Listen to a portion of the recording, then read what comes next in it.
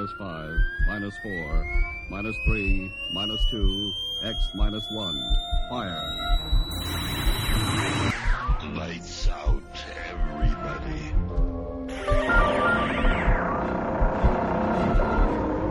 The Creaking Door.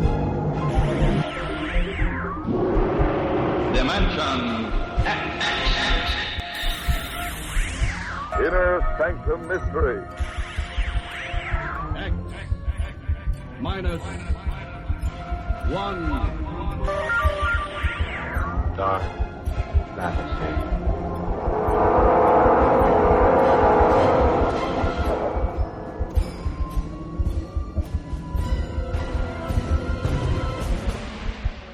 Hello everyone, welcome to Sci-Fi and Horror, brought to you by Dwayne Old Time Radio.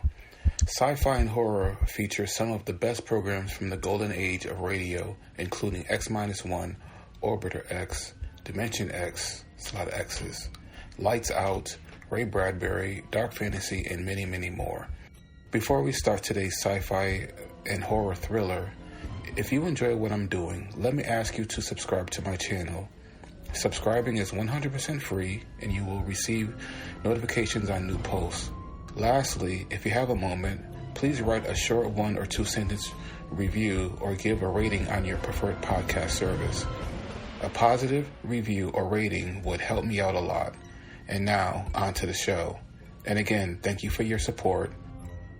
Sci-Fi and Horror welcomes The Creaking Door in their episode titled, Don't Take My Blood.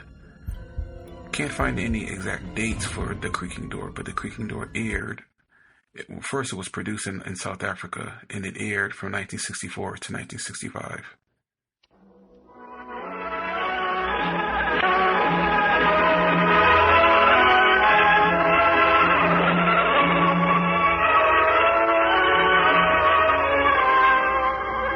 I have flown. I have sailed. I have moved about this world of ours, and ever in search of the finest of its kind, we bring you the tops in spine chillers.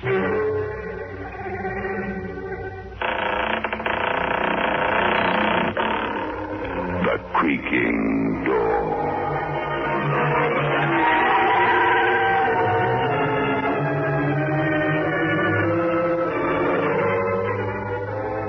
The manufacturers of State Express 3/5 Filter King cigarettes take pleasure in presenting The Creaking Door.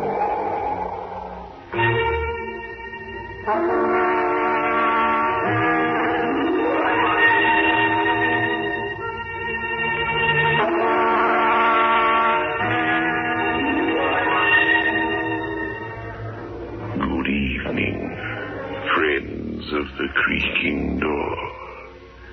The Creaking Door is open. So do come in. Do you subscribe to the view that some of us have power over the life and death of someone else? John does. He knows when people are going to die, and that can be most upsetting for all concerned.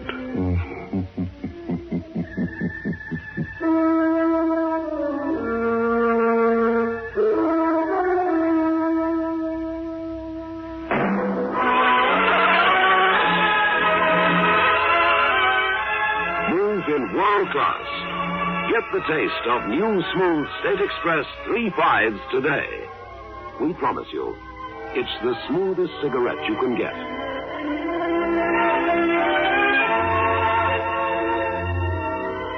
It's a blend that has been perfected after years of constant research by our master blenders, and the recent development of an entirely new process which gives you an even smoother 3/5 smoke.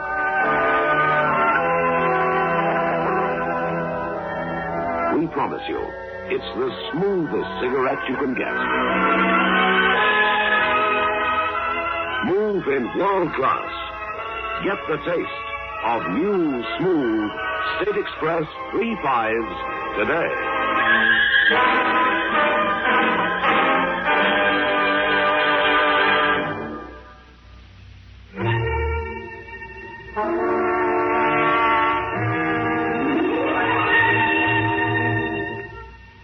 John is not a usual sort of man, although he has a very ordinary sort of name. John Smith. What could be more ordinary than that? But he is a most unusual man, really. Take his blood group, for instance. His blood group is Group AB. Very rare indeed, as the doctor is pointing out to him. Only 2% of people belong to Group AB, Mr. Smith. I know my group is very rare. And this young girl is dying. She must have a transfusion as soon as possible, otherwise she will die. There's absolutely no doubt about that. But surely I'm not the only person with this type of blood in the area. No doubt there are other people, but we don't know everyone's blood group offhand, just like that. We depend, as you know, on blood donors. You're the only registered donor in this area.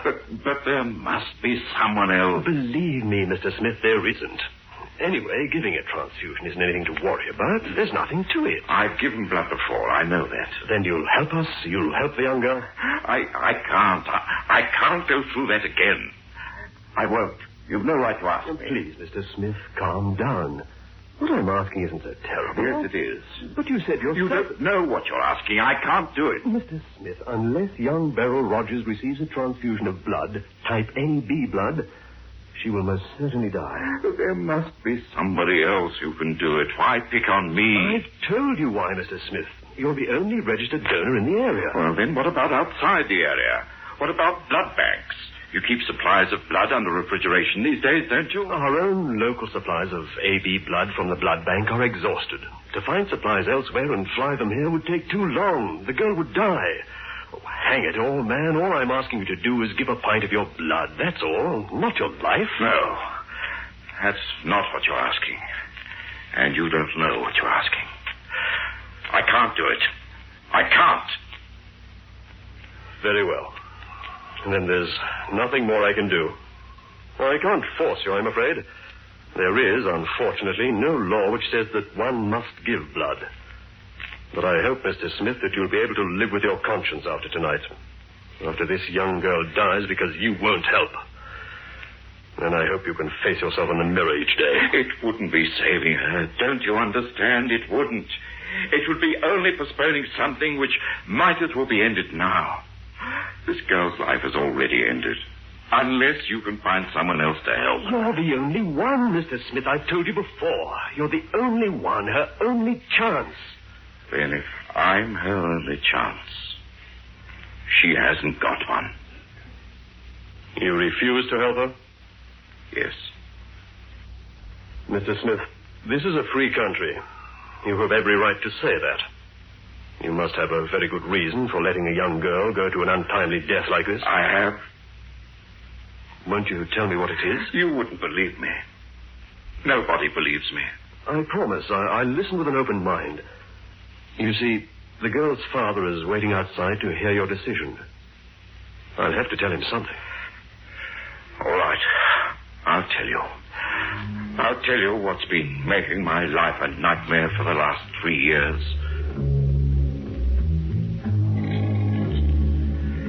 I first registered as a blood donor about 3.5 years ago. As you said, my group is the rarest. There aren't many donors. But also, there aren't so many people needing transfusions. So it was about 5 months before I was called on to help. He was a young man, Derek Evans. I still remember his name. He'd been badly cut up in a motor accident. They phoned me from this hospital at about 2 a.m. I came along here and gave 2 pints of blood. It saved young Derek's life. At least that's what we all thought. But it didn't save his life, really. It only saved him for a far more horrible death. 2 or 3 days after I'd given the blood, I came along to the hospital to see how he was getting on. By this time, he was sitting up in bed, looking quite well again. I was interested to see the man whose life had been saved by my blood, I suppose. But also, I felt I had to see him. You see, Doctor, my blood was flowing in his veins. Already I felt a strange sort of kinship with him. I sat on the chair beside his bed. I smiled at him.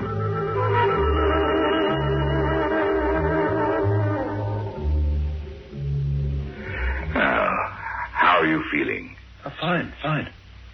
It's funny to think about it, isn't it? What?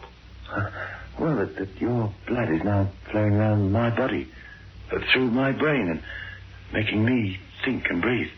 Yes, it is. Although I must confess, I don't feel any different.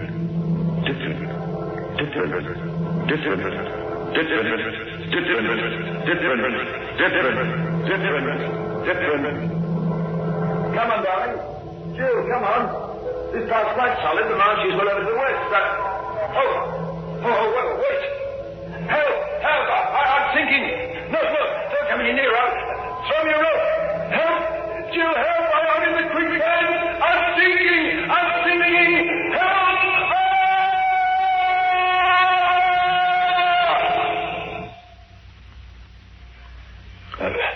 Mr. Smith, are you all right? All right. Oh, good heavens.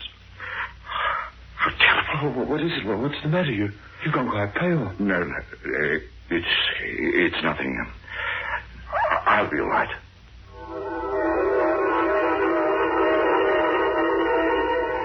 But there was something, and I didn't dare tell him. As he'd been speaking, suddenly into my mind's eye there flashed a picture that had been frighteningly real. It wasn't as if I had imagined myself somewhere else or anything like that. I'd been completely aware that I was sitting in the hospital ward. But in the front of my consciousness, there flashed a picture of young Derek Evans and a girl walking beside him. He'd suddenly stepped into a quicksand, and as I watched horrified, I'd seen him sucked down into the morass.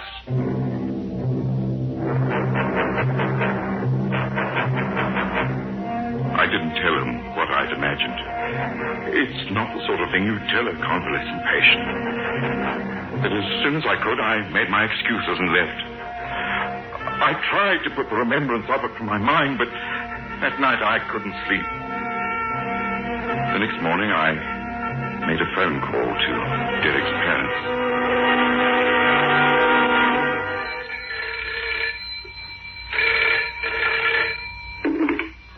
Hello? Mrs. Evans? Speaking. Who's this? My name isn't important. I wonder if you can tell me, has your son Derek got a girlfriend? My son's engaged to be married. Who is this? Please, this is very important. Could you tell me what his fiancée's name is? Well, really, Please, it's very important. Well, I don't know what business it can possibly be of yours, but her name is Jill.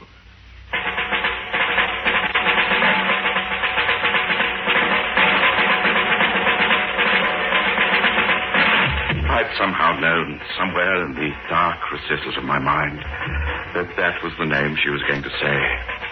Jill. The name which I'd heard Derek call out in my vision. I was stunned. For a long time, I walked about like a man in a daze. Was it possible that the fact that my blood was flowing in his veins had somehow given me the ability to see into Derek's future? It seemed too unbelievable to contemplate.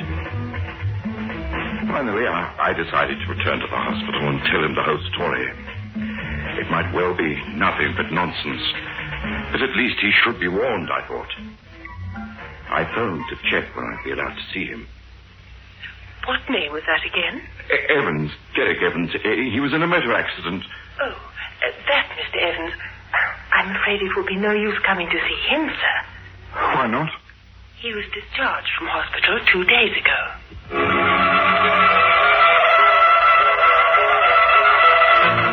I phoned his home, of course. But his mother told me that he'd gone away for a week or so into the country to convalesce. She must have been a little suspicious of me making odd phone calls by this time, because she refused to tell me if I could get in touch with him. But looking back, it wouldn't have been any good anyway. At the time, I told myself that I was behaving hysterically over nothing and tried to put the whole thing from my mind. I succeeded, too, up to a point, until a couple of days later, I bought the evening paper as usual. And there it was, staring me in the face.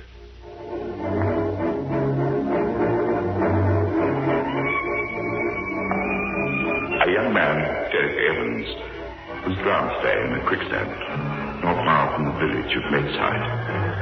His fiancée, Jill Worthing, was with him. Escaped unhurt.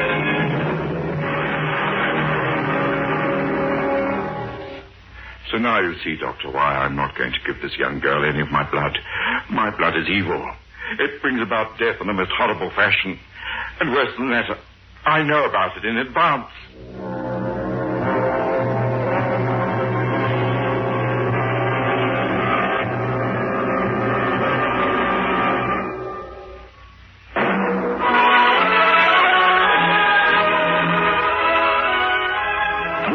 World class. Get the taste of new smooth State Express 3/5s today. We promise you, it's the smoothest cigarette you can get.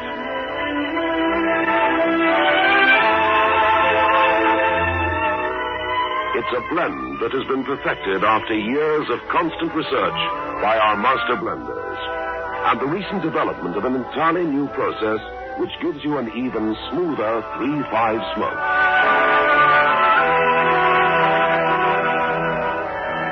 We promise you, it's the smoothest cigarette you can get. Move in world class. Get the taste of new smooth State Express 3/5s today.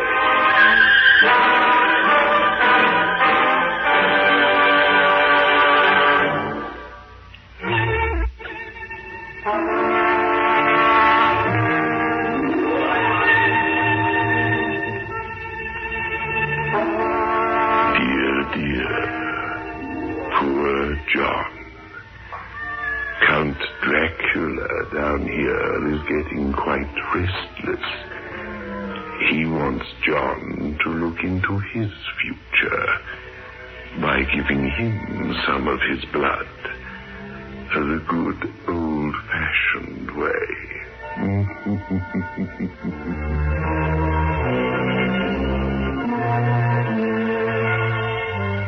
Then you're quite adamant. Oh, for heaven's sake, why can't you leave me alone?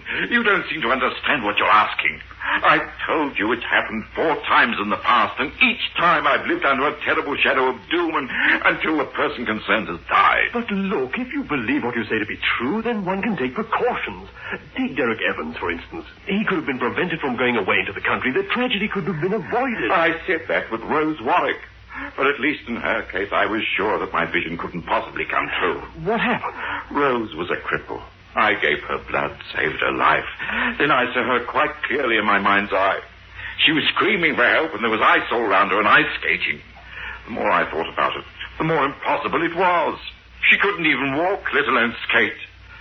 At last, I thought this sequence was going to be broken. I should be free. And what happened? She was in a crowded cinema when it caught fire. She died, burnt to death. And the film that was showing was called Winter Wonderland. All about ice skating.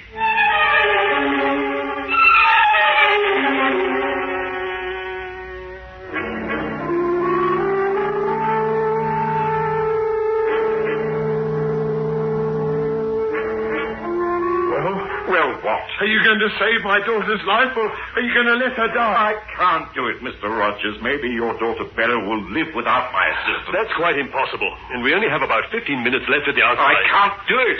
You're a monster, that's what you are. A monster. Now listen to me, Mr. Smith. I promise you one thing. If you don't help my little girl and she dies, I'll kill you. All right. All right, what's the use? You don't want to understand, either of you. I'll do it. Good. But I'm warning you. I won't be saving your daughter's life, Mr. Rogers. I'll just be keeping her alive so that she can die in a much more horrible fashion.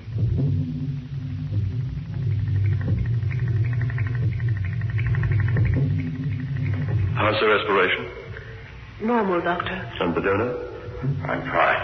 Don't worry about me. She's already getting some color in her cheeks. All right, nurse, remove the needle. Very well, Doctor. Mr. Smith, I can't thank you enough. Enough. Please,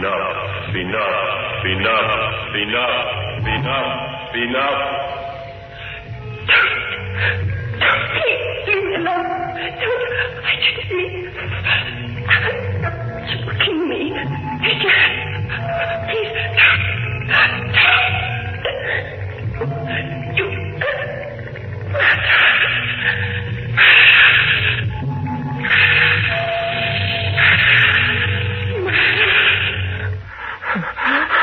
No. Mr. Smith, what is it? It's never happened as quickly as this before. What's the matter? As the nurse was removing the needle from her arm, I saw it. What did you see? The man was standing with his back to me. I couldn't see his face, but hers. It was terrible. Poor girl. What? What did you see?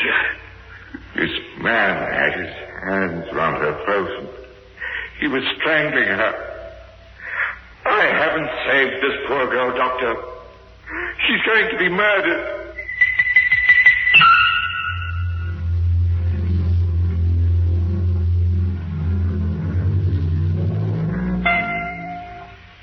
Well, how are you feeling? I'm fine. Who are you? Oh, I helped you when you were very sick. Oh, you're the man who gave me some blood, aren't you? That's right. It's funny to think about it, isn't it? Your blood being pumped about inside me. It must be nice blood because I'm feeling much better. I'm glad. How old are you, Beryl? 16, nearly 17. When are you leaving hospital? About a week, the doctor said. You will be careful, won't you? You're such a pretty girl. Careful? What do you mean? Nothing, just be careful. Pray that it doesn't come true this time.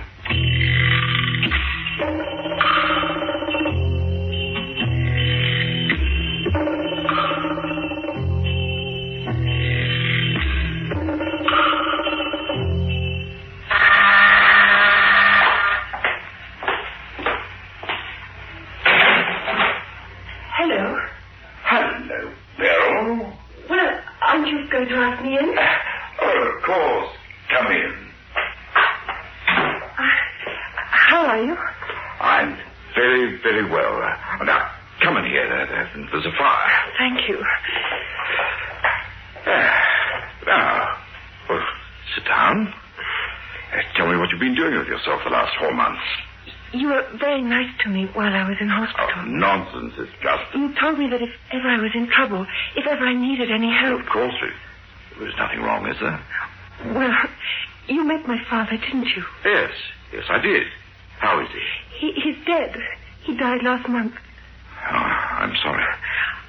I don't know what to do. That's why I came to you. You see, I'm not quite 17 yet. Unless I have a respectable place to stay, well, they're going to put me in a home. That would be awful. That's why I came to you. You said if ever I got a job, I could pay for my keep. It wouldn't cost you anything. I haven't got any relatives or friends. My mother's been dead for years. I've tried to work out what I should do, and you're the only person I could think of. Please, won't you help me? No, don't cry. Of course I'll help you. I've been thinking about you quite a lot these last 3 or 4 months. Keep an eye on you. Maybe this time I could make sure that vision didn't come true.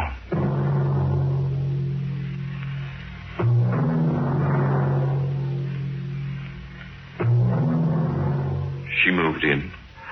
I had a big house and there was plenty of room. I've never married, never had a family. And it was wonderful at first. Just having someone to care about and someone who cared about me. There was nothing else in it but that. I know what people have been saying, but that was nonsense. She was like a daughter to me, the daughter I'd never had. And then she brought Mike home. From the start, I didn't trust him. He was too cocky, too confident. And he was evil.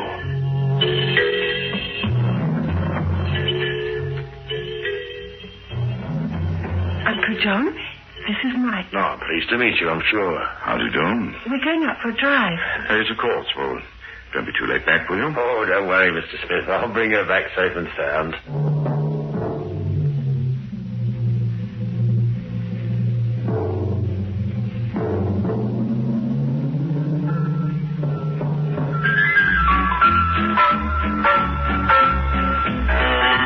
Hello, I think it's time you went to bed. 3 in the morning. Who's down there with you? It's only Mike. He's showing me some new dance steps. Well, I think it's time you went home. You must get some sleep. You'll never get out for work in the morning.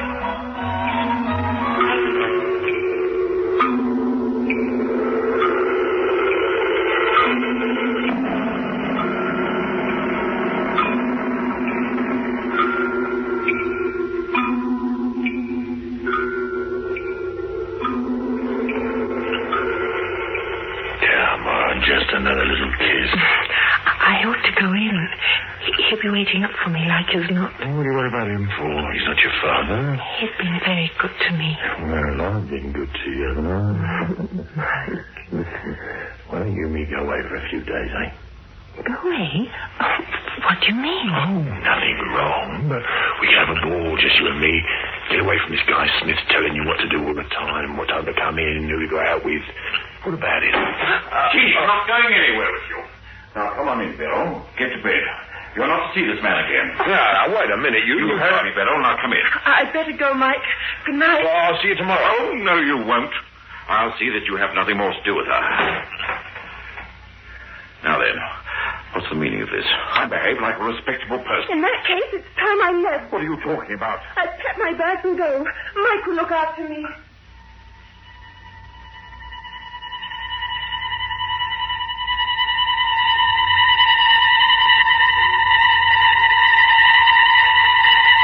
I should have let her go. She wasn't really my responsibility. But a nagging voice inside said that if I allowed her to leave, this Mike was going to strangle her. It had always been true before. I had to make sure it didn't come true this time. I had to. I raced up the stairs after her and threw open the door of her room.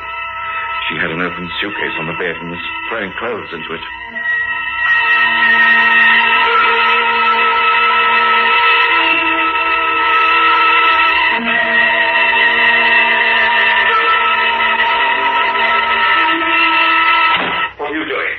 I'm doing. Now leave me alone. You're not leaving. Yes, I am. And you can't stop me. I can't I? I'll see you do as I tell you, you little tramp. I'll see that you don't get murdered. I'll save you in spite of yourself. Please leave me alone. Stop. You're joking me. Take your hand, please. You murderer.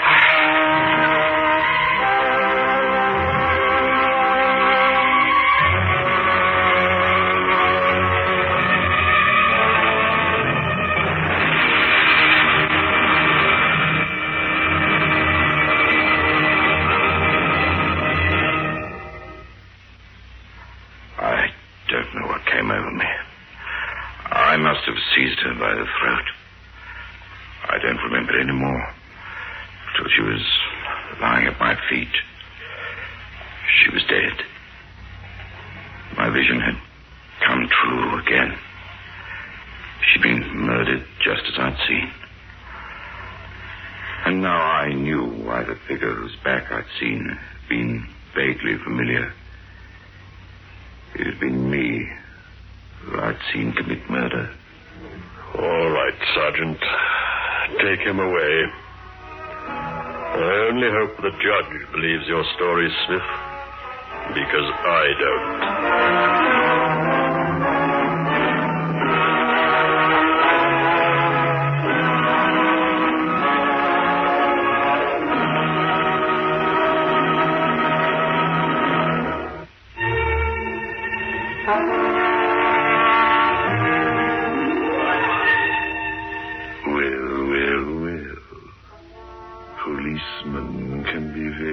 suspicious at times, can't they? Anyway, don't worry too much. We'll make John Smith very cozy down here. I'm sure he'll find that he has a few blood brothers, in fact.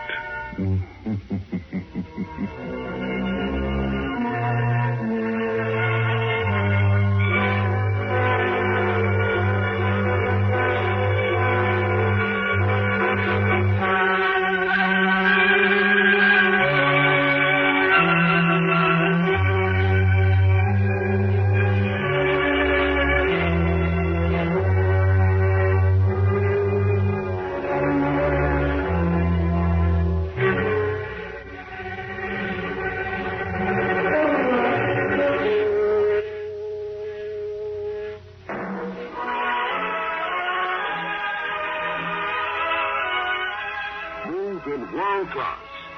Get the taste of new smooth State Express 3.5s today. We promise you, it's the smoothest cigarette you can get.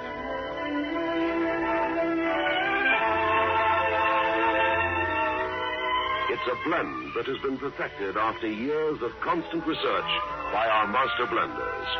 And the recent development of an entirely new process which gives you an even smoother 3.5 smoke.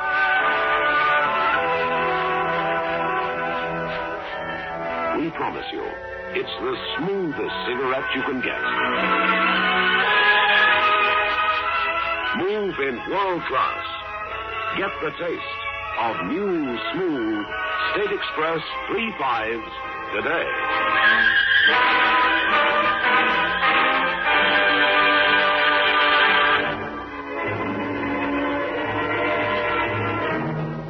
This is your host back again. Just a reminder of our rendezvous next week. Where are we going? Through the creaking door, of course.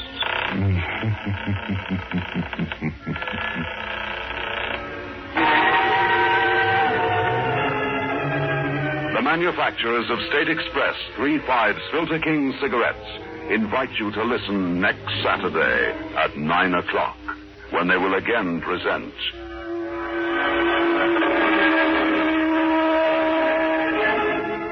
The Creaking Door.